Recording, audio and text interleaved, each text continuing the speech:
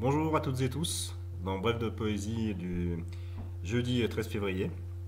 Aujourd'hui, j'ai désiré mettre en lumière les mots, la poésie d'Elisa, qui est une amie que j'ai via Facebook, qui n'est pas éditée. Et voilà, donc d'ailleurs, si quelqu'un a les compétences et je n'ai pas, je pense vraiment que il y a vraiment un grand intérêt à ce que ces textes et ces mots soient connus du plus grand nombre. Voilà, donc un aperçu de son travail. J'ai aimé ton absence comme une pluie d'été.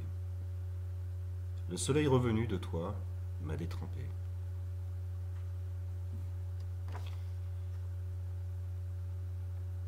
Celui-ci un titre, Être ou ne paraître. Parler de soi pour mieux s'en détourner, ou ne laisser rien paraître pour mieux se dévoiler. Ça tourne et retourne, toujours autour de soi, jusqu'à en perdre l'équilibre. Troisième texte. Elle a éclos de toi sans un cri pour ne pas déranger. Tu l'as portée à bout de bras, à bout de souffle, à bout d'espoir aussi. Tu l'as perdue quelquefois dans les eaux sombres de tes effrois. Elle t'a retrouvé au vibrant de ta voix, avant ton dernier chant.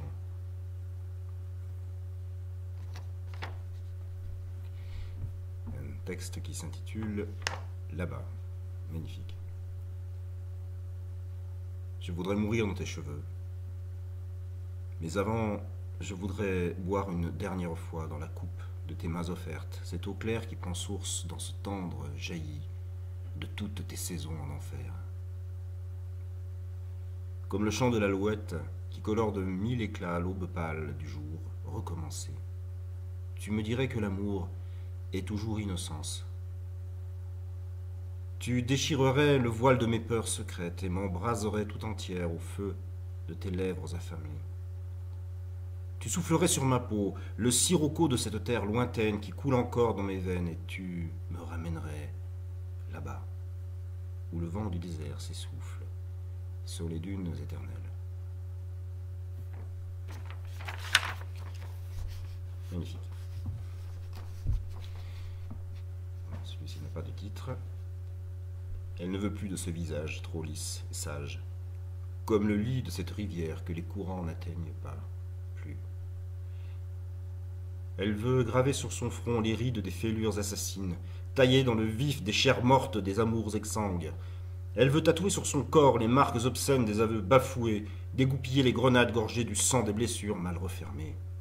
Elle veut s'enivrer jusqu'à la déraison du vin des messes basses sur l'autel des chimères sanctifiées. Elle veut crever les yeux de la vérité pour pouvoir la regarder en face, se traîner dans la boue pour exsuder de sa mémoire cette moiteur amoureuse obturant tous ses pores et qui l'empêche de respirer. Dernier texte d'Elisa. Écoute-moi. Écoute-moi dans cette lumière qui décline jusqu'à l'étouffement. Écoute seulement le son de ma voix qui ne peut pas s'éteindre comme une caresse inépuisable se nourrissant d'elle-même. Écoute-moi pour ne pas perdre ma trace dans les déserts livides de tes nuits. Ils t'enseveliront bien assez tôt sous les sables de l'oubli, là où tu ne pourras plus m'entendre, quand ton corps ne sera plus que peau morte sous mes doigts. Écoute-moi. Dans tous les bruits du monde et les silences figés de grande solitude, l'écho de ma voix te guidera mieux que nul autre jusqu'à mon île intérieure, là où je t'attends, dans mes bleus d'outre-vie.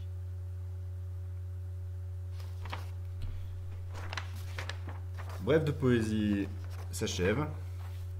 Je vous souhaite à toutes et tous une très belle journée en poésie et à demain.